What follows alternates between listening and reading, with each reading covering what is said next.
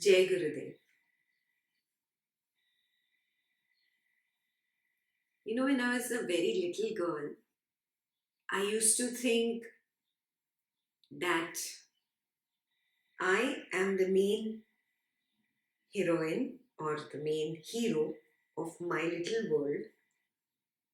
Only I have a life, and other people just come and go like supporting actors come and go in a movie. They don't have an individual life of their own. They just come, they play their little role in my scene, and they go away. That's exactly how the mind thinks. And somehow I understood this at a very early age in life. And I saw the mind for what it is. How has this really happened? We have created our own experience. Nobody else can create that experience for me. I have created it out of my own past karmas. Karmas are nothing but thoughts first. Thoughts are nothing but raga or dvesha. I had a particular raga, and that thing materialized sooner or later in life. I had a particular dvesha, and that scene materialized sooner or later in life. Like that, life is just one scene after another scene after another scene after another scene of just my raga dvesha output and nothing else. So basically, we are trapped in our own movie.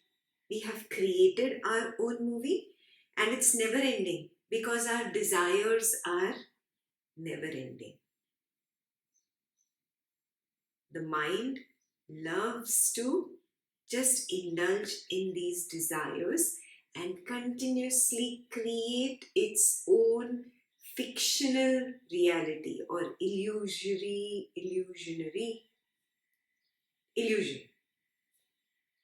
The mind loves to create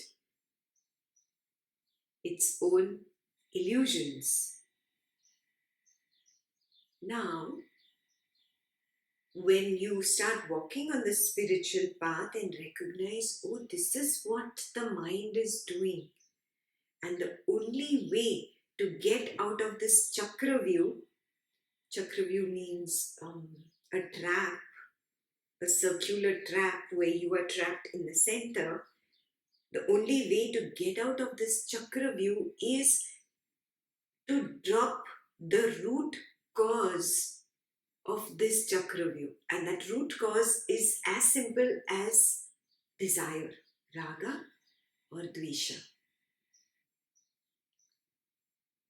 Mind will not let you drop it very easily because you have encouraged the mind for lifetimes now.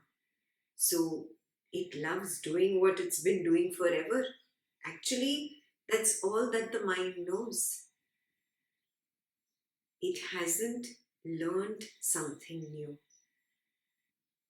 When one starts meditating, one learns to withdraw from this world of illusion which is created by the mind and just rest within, just be. Even if you manage to sincerely, truly meditate, which is hitting this core of silence without any thought, you will reach one point, or you are training the mind to reach a point where it is possible to exist desirelessly. Do you see what I'm saying? To learn to exist without desiring from moment to moment is the art of samadhi, nothing else. Yeah? And how can you get there? By practicing equanimity. You desire always as a reaction to what is happening in your environment of people, situations, and things. You live a life of a robot, really.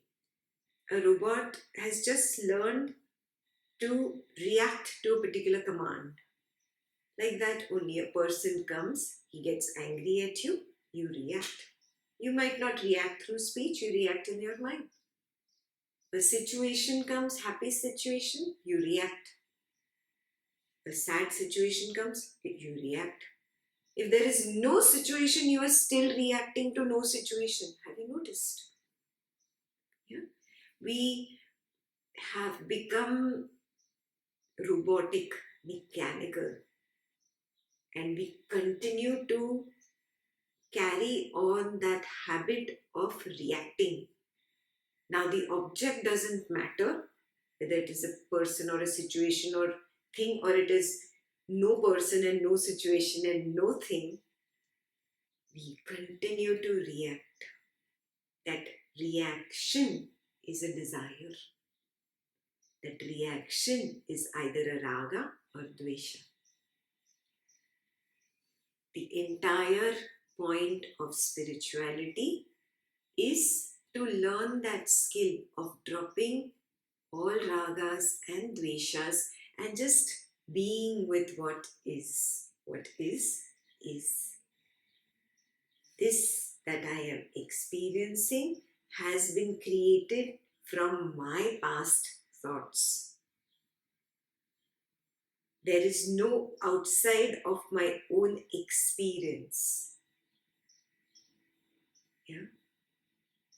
Even when I get a dream, it cannot be implanted by an external source. It has germinated from within, from a desire of the past. You see what I'm saying? Even if devas can put thoughts in you, they would be successful in putting only those thoughts into you which you are a good candidate for. If you are an evil person, evil thoughts come to you automatically because you have not learned to purify your own mind.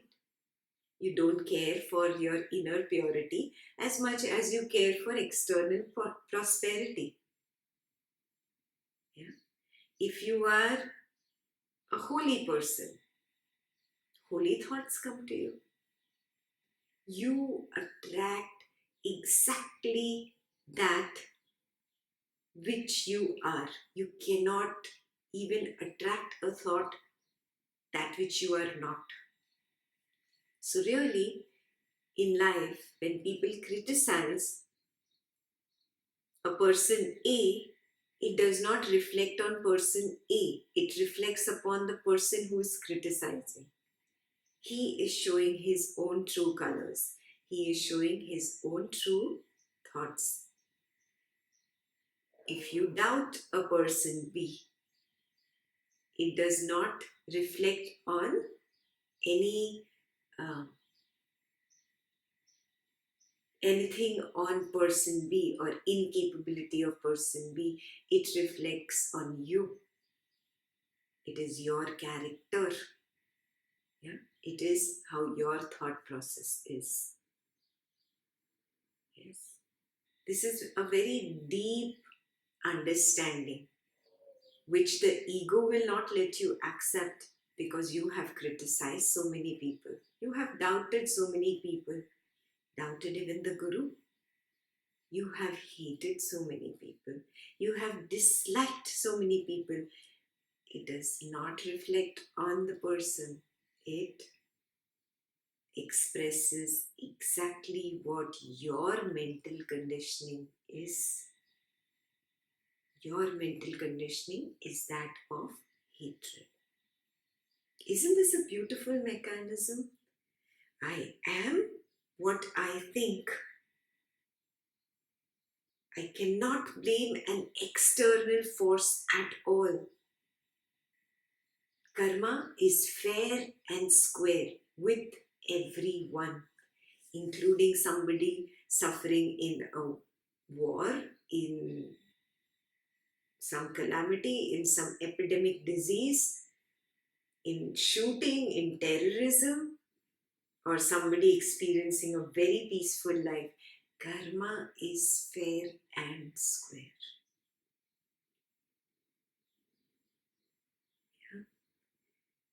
What I just explained has been described on the next page. Let's go to page 343 in the book.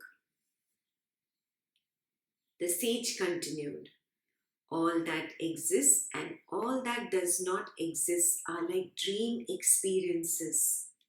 Such being the truth, what is bondage and who is liberated? The cloud formations in the sky throw up ever changing forms and patterns. Even so is the world appearance ever changing. It seems to be stable and unchanging on account of ignorance. This is very important. It is constantly changing. Constantly people come, people go, situations come, situations go, things come, you lose them. Even if you have them, you lose their importance. It's as good as gone. Even the money in the bank is just numbers after a few days. You don't even use it, don't think about it. It's not there, it's as good as gone. Yeah, it is your ignorance that makes you feel that, oh, there is money in the bank, that I have some security. Yeah. Everything is moving like a moving train. But only my ignorance makes me believe that something is permanent, something is here to stay. In this infinite space, there are countless worlds, even as we have our own world.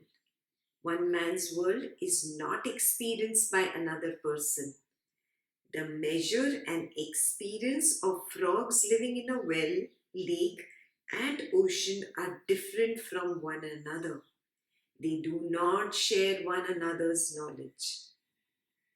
People sleeping in one house have different dreams in which they experience life in different worlds, as it were. Even so, some people have different worlds in the same space, while others may not have. All this is but the mysterious and efficient work of the infinite consciousness. Just like I told you about that example where I was the heroine of this film and others just came and went. Really look at yourself, even you feel like that. Every single person is living in his own cocoon, and that is his world. You cannot experience anything outside this cocoon. The outside world does not exist. Whatever is, it exists only in the domain of your own experience. Yeah. And that which is in the domain of your own experience is constantly changing, constantly changing. There is nothing permanent there. When one wakes up to this truth, one realizes, aha, there is something higher that is controlling my little cocoon, my little world.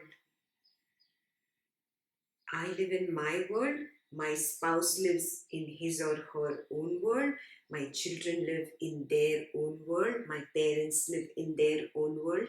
Everybody is trapped in their own cocoon, that cocoon of experiencing that which I have created out of my desire. All this is the play of Brahman consciousness, the higher power that has control over all these mini cocoons. Consciousness has the faculty of holding on to something. A notion so held is known as samskara. Some raga, dvesha from the past, I hold on to it, I hold on to it. I'm not holding on to it at the conscious level of the mind, but at the subconscious or the unconscious level of the mind, I am really gripping onto it for dear life and not ready to let go. That impression that I am gripping on is a samskara. But when it is realized that the notion is only reflected on consciousness, it is seen that there is no samskara independent of consciousness. This realization you will have when you come to that point where you recognize that all this is a game and play of Brahman consciousness. Everybody is trapped in their own individual world of experiencing. Yeah. If you have seen the movie Wall-E, there is a particular scene, a futuristic scene in where they show that everybody is trapped in this little virtual world of their own and cannot see outside it. Yeah? When you rise to a level where you recognize that it is all controlled by Brahman consciousness, you will also see that it cannot be independent of that Brahman consciousness. It is that Brahman consciousness itself that has that ability to hold on to a samskara. So really, this individual jiva is nothing but a part of that whole. Yeah? This individual jiva is nothing but an individual consciousness, a drop from that ocean. In dream, there is no previous memory, but only the experience of the objects that are experienced for the time being. This is very, very clear. In the dream, I am always in the experience of the present moment. There is no memory in a dream. Yeah? If you've not realized this or ever become aware of this, take this down as a homework. See if you can remember some dream, or if you can be aware in your dream that you are dreaming right now. And if you can really go deeper in that awareness and see, oh, there is really no memory. The dream is always about the experience that is happening right now. One may even experience in a dream one's own death, as also objects that appear to be like those seen before. This creation was but a mirror reflection in the individual consciousness in the beginning, and hence it was not different from that consciousness. Brahman, the infinite consciousness alone, shines as this world, which is not something new. The cause alone is the effect. The cause was there before the effect and will remain even after the effect ceases to be, because the cause acts efficiently, samyak karoti, in bringing about the effect. It is known as samskara. So beautiful.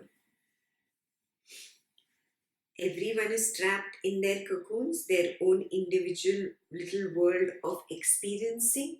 This is possible because of the higher power, the Brahman consciousness. The Brahman consciousness has that individual potency of saving a samskara in this particular cocoon of one individual or person A. And that potency, that power of being able to save a samskara in the bank and seeing that it materializes in the future in the form of an experience, this entire power belongs to the Brahman consciousness. It is happening on account of that power of the Brahman consciousness. And it's doing its job efficiently. Samyak karoti. This is Sanskrit. Samyak, doing it perfectly. As is the cause, so is the effect. So, what was the cause? Your own desire, your own raga and dvesha. Yeah? That became a samskara, and that itself materialized into my experience. So, as is the cause, so is the effect. That which existed before the arising of the dream, but which shines as that which was seen before, is known as samskara. Basically, this is a dream.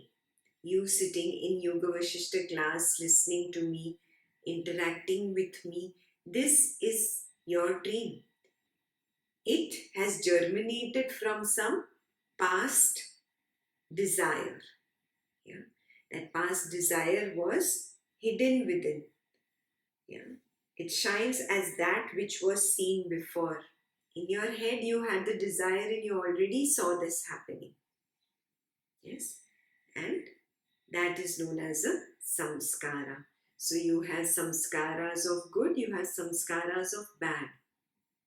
Whatever samskaras you have, those become your experiencing. Very clear? There is no other external factor known as samskara, popularly translated into latent impressions of past experiences and actions. Yeah, samskara is nothing but a latent impression. We already know that. And there is no other external factor. It is always my own desire, my own thought. Things seen and unseen exist in the consciousness, which shines in its own light and experiences all those things as if already seen. In dream, the samskara created in the waking state arise, but in the waking state itself they are created anew. But they who know the truth declare that they were in fact created in a state that appeared to be the waking state, but which in fact is not. Whatever you dream in the night is born out of a desire that you have in the day. Not necessarily same day, previous days when the eyes were open, when you were in the so-called waking state, you had a desire. It didn't get fulfilled throughout the day, and then you experience it in the night in your dream. For example, all day you did not get time to purchase chocolate and eat, and you kept having this desire to have Ben and Jerry's strawberry, raspberry or triple chocolate ice cream, but you could not really have it the whole day, and you kept thinking that, it tastes like this and I had it some time ago and I want to have it again, and the store is not too far, and it goes on and on and on in your head all day, but you don't get a chance to have that ice cream. What happens in the night in your dream? You're eating your raspberry, strawberry, whatever fusion berry ice cream in your dream, right? That waking state where you created the desire, that is just a so-called waking state. That is also a dreaming state, is what Vasistha is saying in this paragraph. Just as movement arises in air spontaneously, even so notions arise in consciousness. Where is the need for samskara to create them? You will say, oh my God, now you were saying that samskaras were creating them. Now you are saying that notions just arise spontaneously in this air. And even so, notions arise in the consciousness just like air. So then where is the need for samskara to create them? This is that level where you recognize everything is Brahman consciousness, where all desires drop. When desires drop, ragas and dveshas drop, life still continues, experiencing still continues, but you are not attached to that experiencing. And at that higher stage, you realize, oh, where is samskaras? Where is bondage? Where is liberation? None of it exists. But right now, you are not at that stage to recognize this highest truth. But we must know about it so that we keep moving higher. And the day we reach there, we recognize it by the memory of what Vasistha is telling us. When the experience of 1,000 things arises in consciousness, it is known as creation. And when the experience of the 1,000 things ceases in consciousness, that is known as the cosmic dissolution. Thus, the pure consciousness, Chiddakasha, brings into being this diversity with all its names and forms without ever abandoning its indivisibility, just as you create a world in your dream. Yeah? All this is created by Chiddakasha. It brings everything into name and form. Yeah? When it brings everything into name and form, that is creation. When all that dissolves, that is cosmic dissolution. You do that too. Every night you become God. You create a new dream and you destroy it when you wake up in the morning. You just drop it. The same thing is done by that Brahman consciousness. Then Brahman consciousness really has given you the power to act like itself, to become God. We move on to page 344. The sage continued, the perception or the experience of the world exists within the atomic particle of infinite consciousness, just as the reflection in a mirror is only mirror. However, it is non-different from the infinite consciousness.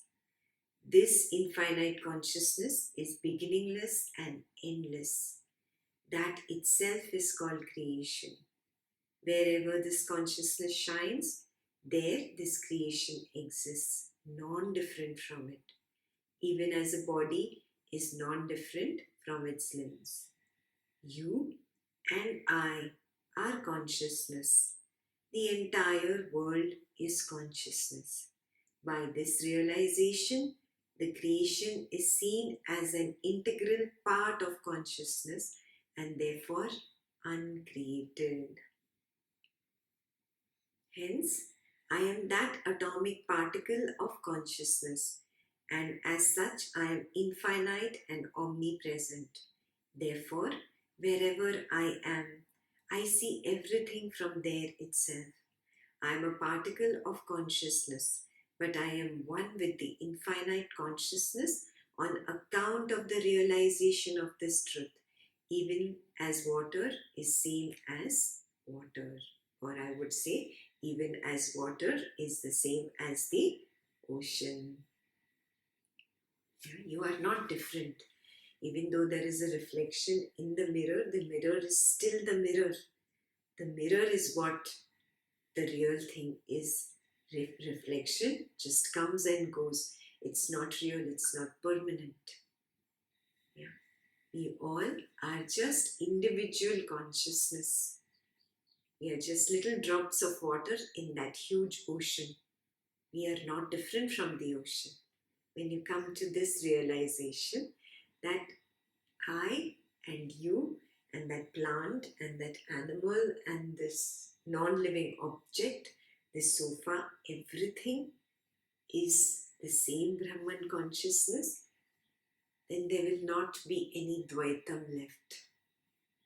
You reach that stage of Advaitam, where you do not see the different reflections in the mirror, but you see the mirror as a whole. Therefore, by entering into the Ojas, I experienced the three worlds. All this happened within it, and within it I saw the three worlds, not outside, whether it is called dream or waking, inside or outside. All this is within the infinite consciousness. There is no outside of this consciousness. Everything is inside this Brahman consciousness. For example, I have told you the story about the fish that wanted to find the ocean. It looked here, it looked there, it looked everywhere, but it could not find the ocean. It could not find the water. And it went to this old saint fish. The fish was very wise and had seen a lot of time in the ocean. So the little fish asked that big fish that where is the ocean? The sage said, it is everywhere. Where you are, there the ocean is. There is no outside of it. We cannot exist outside of it. But I was very inquisitive when I was young. I wanted to see if there is an outside of this ocean. And I tried to jump out of this ocean. There was no outside because there was no I. When I was jumping out, I was almost breathless. I was going to die. I could not experience anything other than my trembling body, other than my restlessness. I came back into the water, probably on account of some law that pulls us back in. I don't know the name. He's talking about the gravity. And when I was back, I could breathe in. And that's when I could open my eyes and recognize again. This made me realize there is no outside. We are the ocean itself. You are the ocean. I am the ocean. We are that same water. One day, when you get to this realization that everything is the Brahman consciousness and there is no outside of it. In fact, within the Brahman consciousness, there are no separate people, situations, things. There is no I, there is no you. When we recognize that we are just one integral being, then the highest happens. That is called Advaitam, non-duality. The hunter asked, if this creation is causeless, how does it come into being? If it has a cause, what is the cause of the dream creation? The sage replied, in the beginning, creation had no cause whatsoever, since the objects of this creation had no cause whatsoever. Conflicting diversity of objects opposed to one another does not arise. The one absolute Brahman alone shines as all this and is denoted by words like creation. Got it? It is only the Brahman consciousness itself that is termed as creation. There is no outside. There is no real creation of things people or situations happening here. Thus, this causeless creation is Brahman, but it appears to be part of that which has no parts, to be diverse in the indivisible, to have a form in the formless. Yeah? This is all just an appearance, exactly like what you dream in the night. The ice cream just appears out of nowhere. It has a form. And where is that form? In the formless dream, in the formless consciousness, in the formless mind. So, do you see that? So, just like that, this creation is nothing but an appearance, and it appears to be diverse in the indivisible.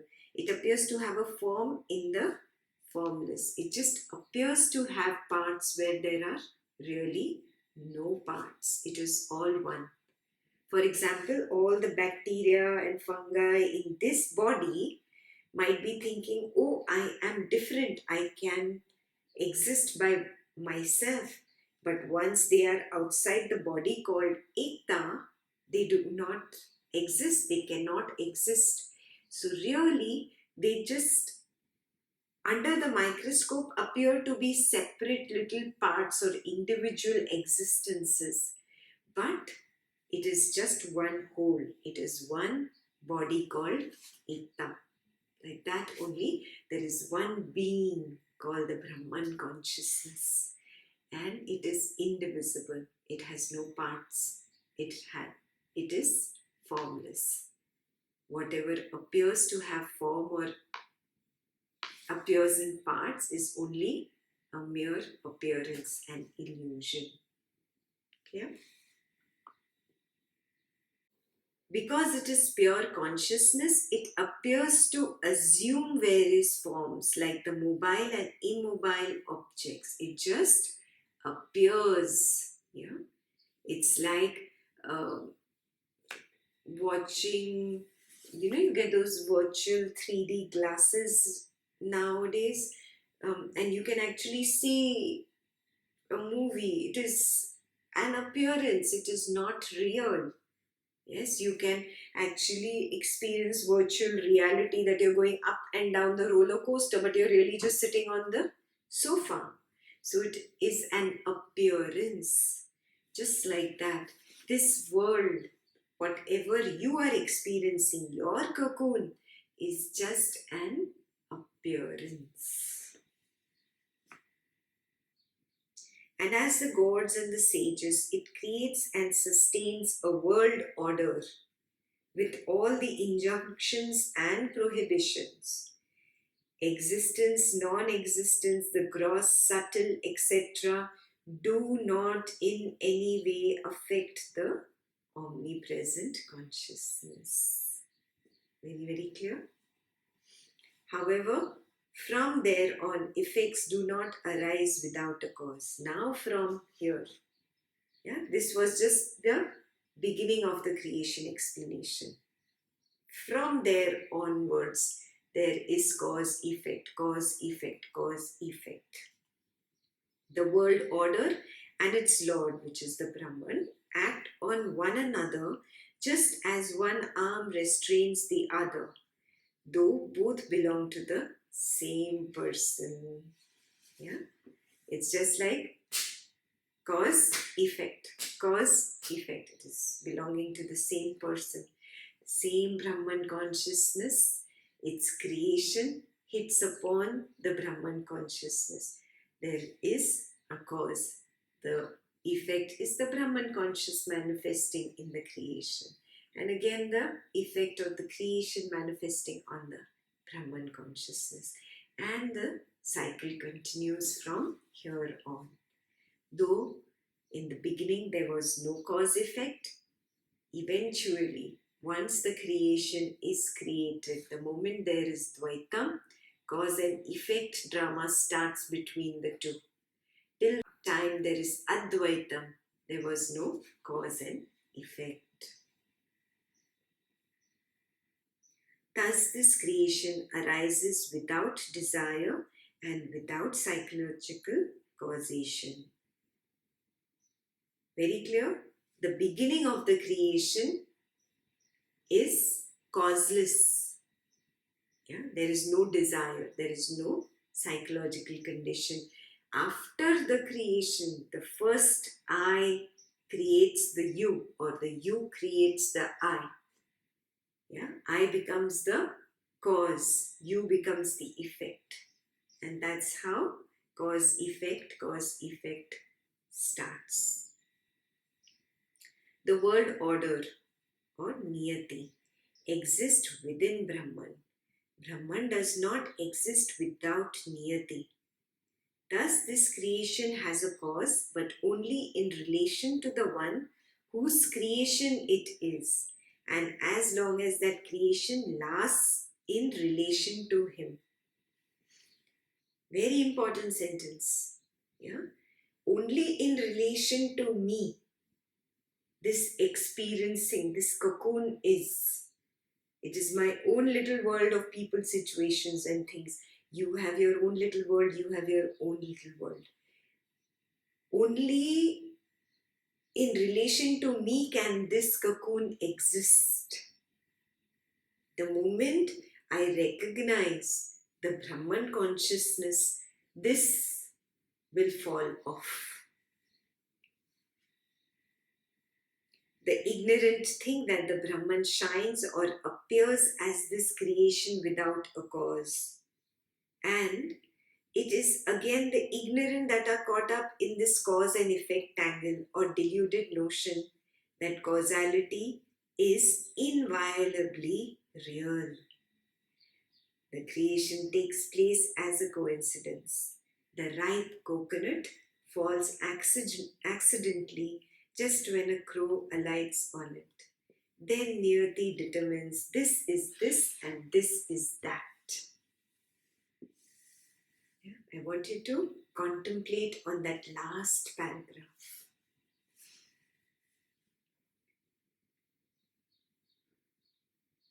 Recognize that Niyati labels afterwards. Niyati has created whatever is afterwards. First, your own desires, your own mental conditioning have led to the creation of your cocoon.